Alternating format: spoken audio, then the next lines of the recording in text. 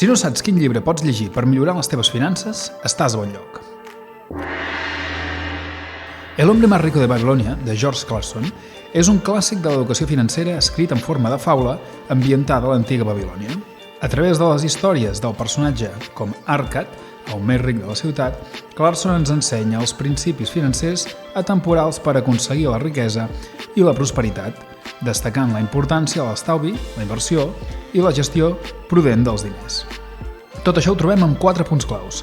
El primer, estalviar regularment. Un dels ensenyaments principals és la necessitat d'estalviar almenys el 10% dels ingressos de manera constant. En segon lloc, les inversions sàvies. Clarkson subratlla la importància d'invertir els estalvis en projectes segurs que puguin generar ingressos. En tercer lloc trobem evitar els deutes innecessaris. Aprendre a controlar els deutes és essencial per evitar l'esclavatge financer. En quart punt, i l'últim, aprendre a guanyar els diners. El llibre ensenya que augmentar els teus coneixements i habilitats és fonamental per millorar els teus ingressos.